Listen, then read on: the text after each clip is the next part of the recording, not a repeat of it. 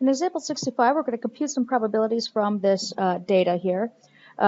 This tracked a study of speeding violations and also drivers who use their cell phones while driving, produce these data that are actually just made up. So this doesn't actually come from any particular source. But there are 755 drivers total.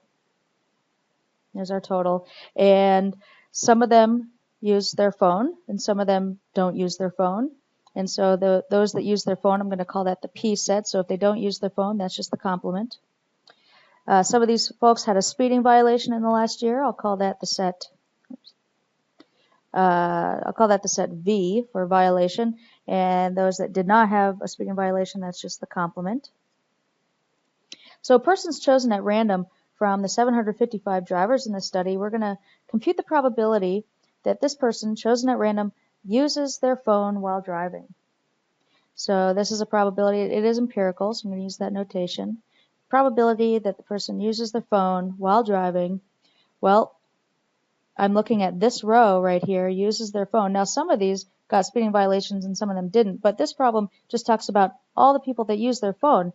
So the total number of folks who use their phone, that's the 305 folks right there out of 755. And we can get an approximation on the calculator.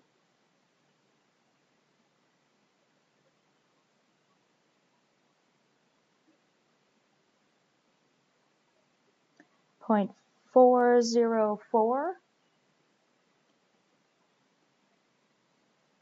or 40.4%.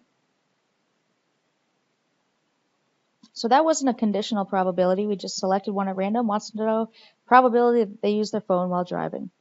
Continuing on, here's another one that does not appear to be conditional. The person has no violations in the last year. There's no language that suggests this is a conditional probability. We just want to find the probability that they had no violations, so that's the complement. And we're choosing from the 755 drivers in the study. Those that had no speeding violation, the total of those is given by these 685 at the bottom of our V0 column. And we can approximate this.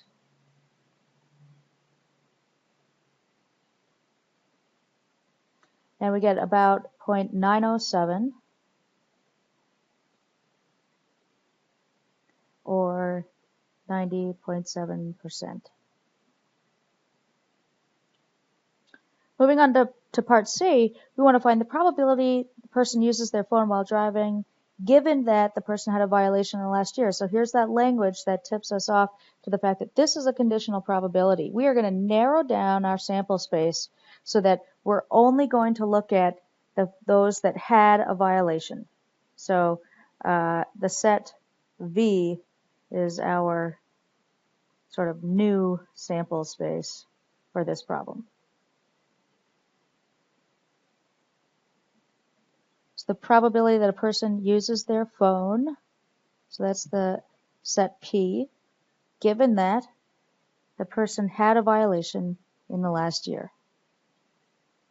So since the set V is my new sample space, that means that those that had a speeding violation, these 70 folks here that had a speeding violation, there's my new denominator. Of these people that had a speeding violation, how many use their phone? So in essence, given that, the problem says, given that the person had a speeding violation in the last year, basically says, I only want to consider this column. These are the only things in existence as far as this particular problem goes. So my new sample space is the 70. We discussed that already. The probability that the person uses their phone, that's these 25. I don't want to include all 305 of them because that would include these folks here who are not included in our narrowed down sample space. So our numerator now is 25. So 25 out of 70.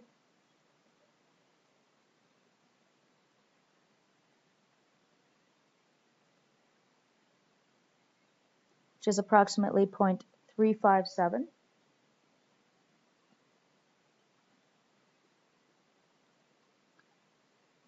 or 35.7%. And lastly, in Part D, we wanted to find the probability the person had a violation. So the probability that they're in the set B, given that the person uses their phone while driving. So the set P is our, new sample space in this part of the problem.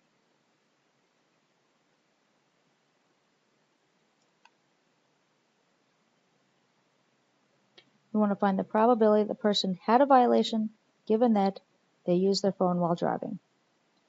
So the new sample space in this problem is going to be those that use their phone. That we're going to narrow it down to this row.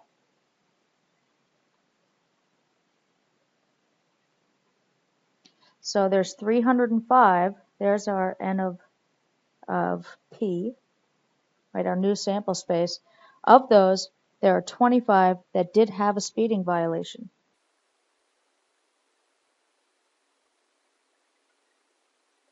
We can approximate this.